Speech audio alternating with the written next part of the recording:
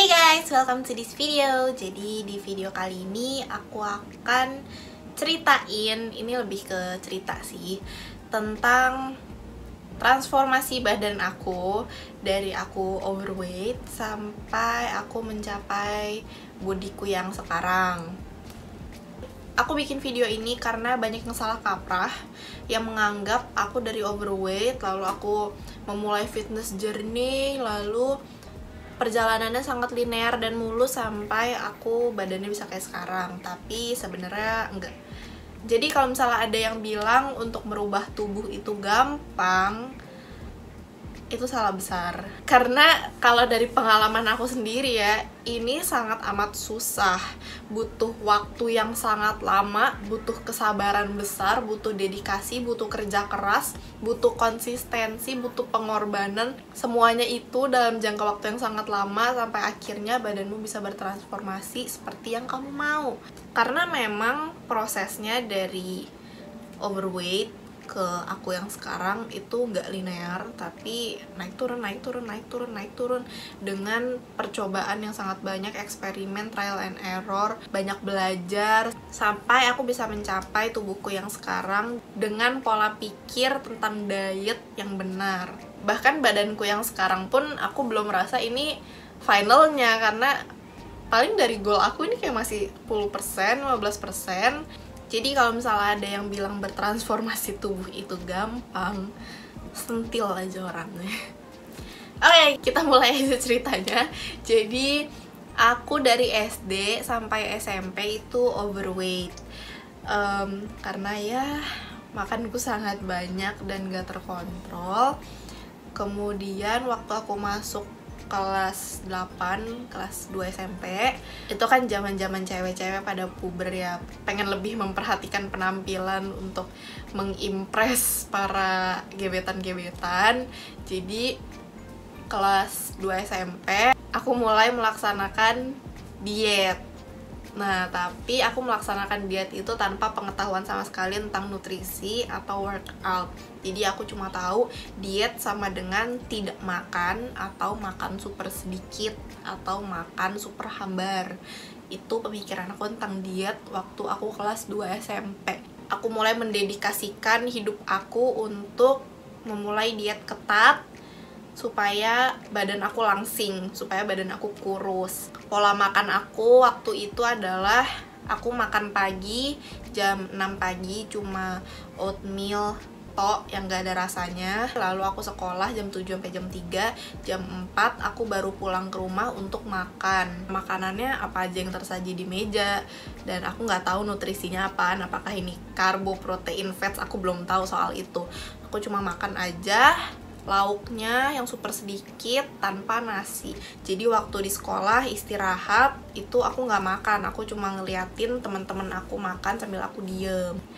Jadi selama seharian aku cuma makan oatmeal tok dan lauk jam 4 sore tanpa nasi. Udah. Itu berlangsung selama bertahun-tahun. Jadi kalau aku estimasikan sekarang, kira-kira dalam sehari aku makan 500-800 kalori per hari selama bertahun-tahun. Dan dengan makan super duper sedikit, tanpa tahu nutrisinya apa, dan yang pastinya nutrisi aku nggak ada yang tercukupi saat itu. Aku juga anti banget sama olahraga, seanti-antinya, karena males banget buat gerak. Kalau misalnya aku mau ambil remote di sebelah aja, aku harus nyeret badanku supaya aku nggak bangun, saking magernya. Ya, dengan pola hidup seperti itu tentu aja berat aku turun banyak banget. Kalau menurut BMI, dari yang tadinya aku overweight dan puncaknya itu waktu aku kelas 3 SMA, itu berat aku udah normal. Tapi akibatnya dengan pola makan mengerikan itu dan tanpa olahraga sama sekali, akhirnya aku jadi skinny fat. Dan ini banyak banget sih yang nanya di Instagram aku. Jadi waktu itu dengan berat badan aku yang turun drastis tanpa olahraga dan nutrisi yang sangat amat tidak tercukupi, aku jadi sangat skinny fat. Kalau misalnya aku gerak aja itu dari upper body sampai lower body itu geter semua, aku halo gitu aja. Itu lengan aku bergonjang-ganjing dengan super parahnya. Sampai waktu SMA aku itu disebut jelly sama temen-temen, soalnya kayaknya dalam satu angkatan itu badan aku yang paling lembek. Memang dari luar aku ideal, tapi aku buncit parah dan sangat lembek. Berat badan terendah aku itu 47 kilo. Dari ukuran baju XL, akhirnya waktu kelas 3 SMA aku bisa pakai XS. Dan itu aku merasa kayak bangganya setengah mati gitu. Aku merasa super seksi waktu itu karena badan aku ceking tapi gelambir. Aku bingung, kayak aku harus turunin makan gimana lagi supaya buncit aku hilang, tapi nggak bisa hilang. Itu akibat yang terjadi di fisik aku. Aku jadi skinny fat dengan crash diet seperti itu. Tubuh aku sebenarnya udah kasih kode keras gitu loh ke aku, hey ini gak sehat, dengerin gue dong.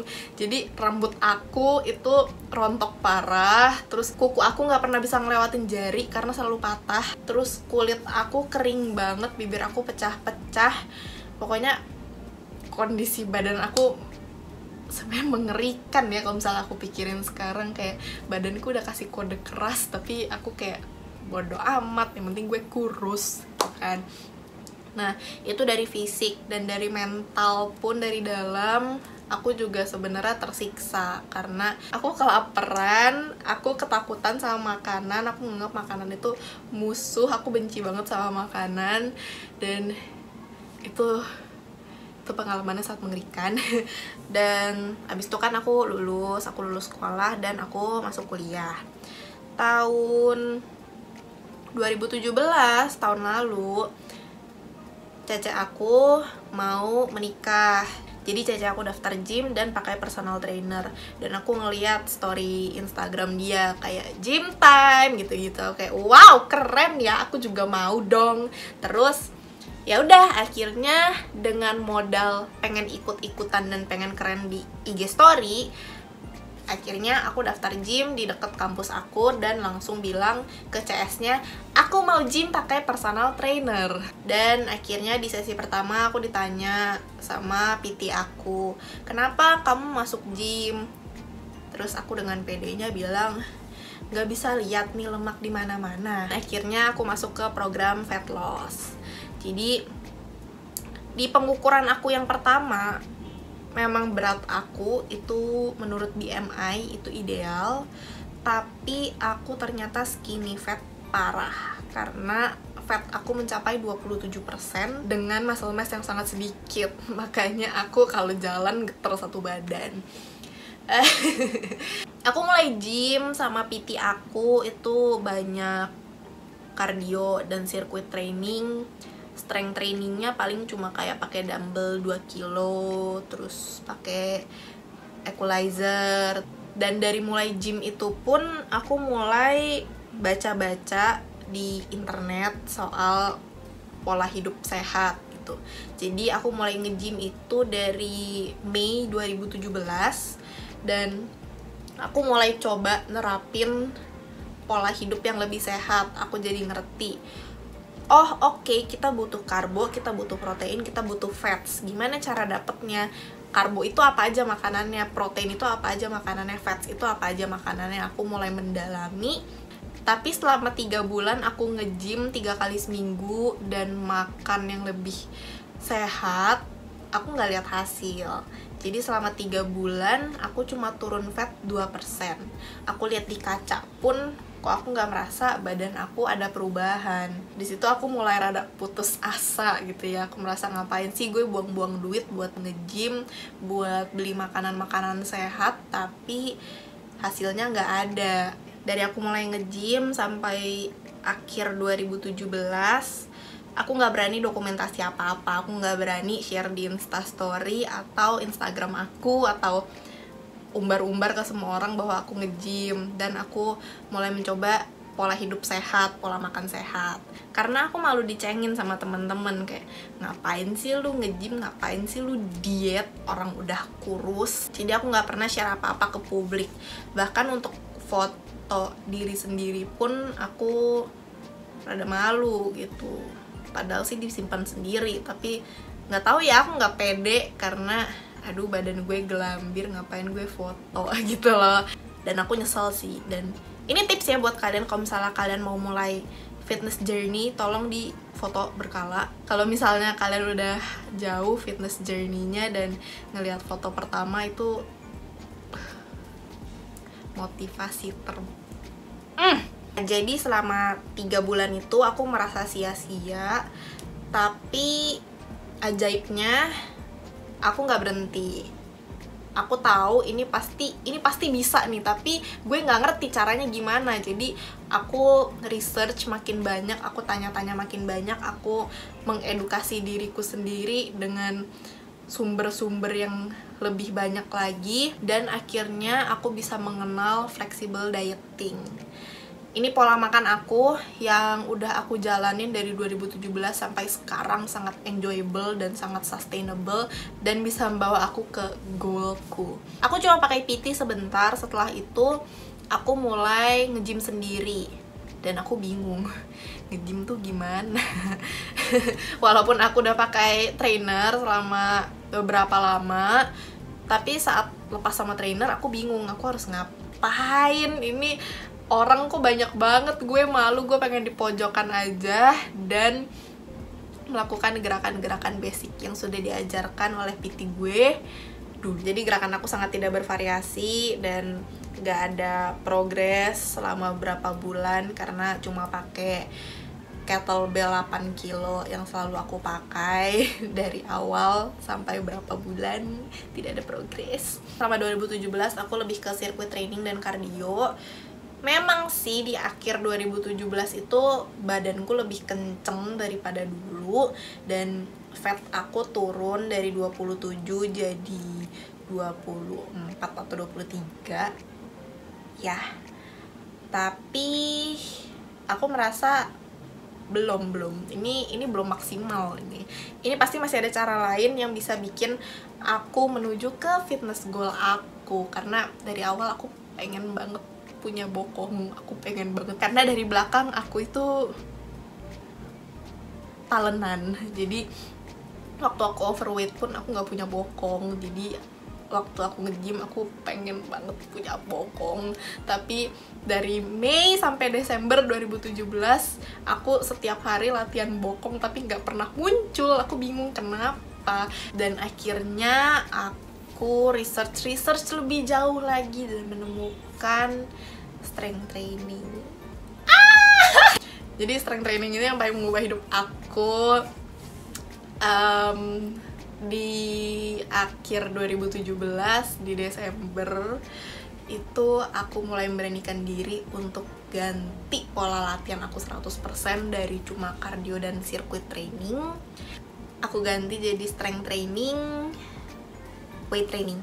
Aku mulai coba pakai bar yang kecil, terus aku tambahin bebannya sampai 7,5 kilo atau 5 kilo atau maksimal 10 kilo.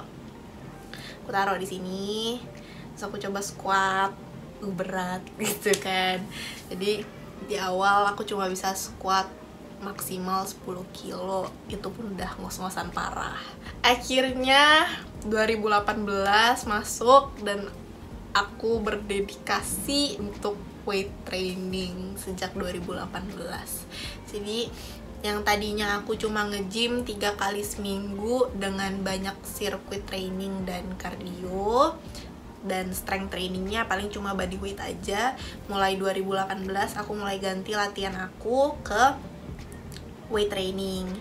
Jadi aku mulai tambahin bebannya untuk squats aku mulai belajar deadlift gimana sih caranya, dan aku mulai pakai mesin-mesin yang selalu bikin aku takut dulu, dan aku memberanikan diri untuk masuk ke tempat weight training yang biasanya itu diisi sama cowok-cowok semua, tapi akhirnya dengan modal bodoh amat dan menginginkan body yang lebih baik, aku memberanikan diri untuk masuk ke segmen beban di gym. Dan di Februari 2018 aku baru tahu kenapa pantat aku nggak mau numbuh. Karena dari Mei 2017 sampai Januari 2018 aku cuma cutting, aku cuma kalori defisit untuk menurunkan fat. Ternyata untuk menumbuhkan muscle, kita memerlukan kalori surplus atau bulking. Jadi mulai Februari aku mulai bulking, dan dalam 2 minggu bokong aku nambah. Ya memang sih untuk orang-orang lain mungkin ngelihatnya bokong aku yang sekarang ya nggak gede, normal aja. Tapi kalau misalnya kalian tahu perjalanannya itu dari begini dia bisa jadi begini, itu perjalanan keras dan panjang. Dengan aku menggabungkan flexible dieting, strength training dengan konsisten dari udah setahun lebih, ya berarti ya aku bisa bertransformasi dengan sangat amat cepat dibandingkan dengan saat aku menyiksa diri sendiri dari SMP ke SMA dengan hasil akhir jadi skinny fat. Ya ini pertanyaan yang banyak muncul ya di Instagram aku, gimana caranya untuk keluar dari zona skinny fat. Dari luar kamu ideal tapi lemak kamu itu tinggi sekali dan otot kamu rendah. Jadi cara untuk keluar dari skinny fat adalah kurangi lemak kamu dengan kalori defisit yang terkontrol supaya muscle kamu tetap terjaga. Jadi kalau misalnya kamu kurangin langsung bablas banget, itu ya muscle kamu bakal turun juga, kamu makin skinny fat. Jadi kamu kalori defisit yang terkontrol untuk ngebuang lemaknya, tapi tetap strength training supaya muscle kamu ke maintain. Kalau misalnya kamu masih awal-awal strength training, saat kamu defisit pun otot kamu bisa numbuh. Tapi kalau misalnya kamu udah lumayan advance, itu udah nggak bisa. Jadi pergunakan waktu itu sebaik-baiknya untuk menambahkan massa otot sebanyak mungkin dan mengurangi lemak sebanyak mungkin. Kurangi lemak dengan kalori defisit dan tambah massa otot dengan strength training dengan beban yang challenging, dan selalu progressive overload. Jangan sekarang kamu ngangkat 2 kilo, 3 bulan kemudian kamu masih ngangkat 2 kilo, tapi usahakan udah ngangkat 6 kilo, 8 kilo dan nambah, selalu berprogres. Sekarang fokus aku udah bukan kurus, tapi untuk sehat dan lebih kuat. Aku udah sangat gak peduli dengan berat badan, karena yang fokusku adalah jadi makin kuat, berprogres di gym dengan melihat hasil nyata di badan aku. Pesan aku adalah jangan berfokus sama berat badan, tapi fokusin ke apa yang kalian rasain di badan kalian. Jadi yang paling bagus itu adalah untuk mengambil progress foto setiap bulannya. Kalian lihat bulan ini badannya kayak gini, bulan depan kayak gimana, berubah nggak? Kalau misalnya nggak berubah, ubah polanya, cari strategi baru. Kalau misalnya berubah, lanjutin terus. Dan cara kedua itu adalah ngelihat progress kalian di gym. Kalau misalnya dulu aku cuma squat 10 kilo, sekarang bisa 60 kilo. Deadlift aku pun dari cuma 10 kilo, sekarang bisa 75 kilo. Dan itu semua progres dan gak terukur dari berat badan. Karena kalau misalnya dibandingin sama berat badan, ya aku SMA itu jauh lebih ringan daripada aku sekarang. Tapi dari badan aku sendiri dan dari pikiran aku dan dari mental aku, itu aku lebih suka sekarang, jauh. Kalian bayangin aja kalau misalnya aku berhenti di bulan ketiga aku nge-gym yang waktu aku merasa sia-sia, ya aku bakalan masih skinny fat dan gak akan merasakan perubahan hidup seperti ini. Jadi mau apapun yang kalian lakukan, jangan pernah merasa sia-sia kalau misalnya gak kelihatan progresnya, karena memang butuh waktu yang sangat lama untuk mengedukasi diri sendiri, untuk eksperimen, untuk trial and error. Nikmatin aja perjalanannya, karena pada akhirnya hasilnya akan sangat worth it. Jangan bandingin perjalanan orang sama perjalanan kamu, karena starting point kita beda-beda, dedikasi kita beda-beda, dan cara kita menanggapi pola hidup ini tuh beda. Jadi temukan sendiri motivasi kamu, jangan tergantung sama orang lain, tapi kamu motivasiin dirimu sendiri. Motivasi yang paling utama itu dari dalam diri sendiri sih. Mau kalian udah teredukasi segimanapun, mau plan gym dan nutrisi kalian sebagus apapun, kalau kalian gak laksanain ya gak ada gunanya. Jadi pesan aku adalah yang pertama, edukasi diri sendiri sebelum memulai diet, supaya kalian gak usah mengalami tahap-tahap yang gak perlu sebenarnya. Kayak waktu aku mengalami tahap skinny fat itu sebenarnya gak perlu. Jadi edukasi diri sendiri, jangan nyerah di awal. Kalau misalnya kalian gak lihat hasil, tetap eksperimen, karena badan kita beda-beda kan semuanya. Jadi kalian butuh eksperimen untuk tubuh kalian sendiri, gimana yang paling bagus, gimana yang paling cocok dengan diri kalian. Dan yang keempat adalah take progress photos. Kalian lihat progres kalian dari badan kalian sendiri, performa kalian di gym, then you're good to go. Kalian bisa follow Instagram aku karena aku share banyak ilmu aku di sana tentang nutrisi dan olahraga. Semua ilmu yang aku dapetin itu dari aku baca-baca jurnal saintifik, dari aku lihat YouTube vlogger fitness terkenal, terus dari aku trial and error sendiri, eksperimen sendiri, tanya trainer-trainer yang bersertifikasi, tanya banyak orang yang kompeten, yang sudah lama di bidang ini. Pokoknya semuanya aku kasih di Instagram aku, dan aku rangkumin secara komprehensif di beberapa video YouTube aku. Jadi silakan kalian lihat-lihat untuk menambah ilmu. Thank you udah nonton video ini. Jangan lupa like dan subscribe untuk ngeliat video-video dengan konten kayak gini lagi. Bye-bye!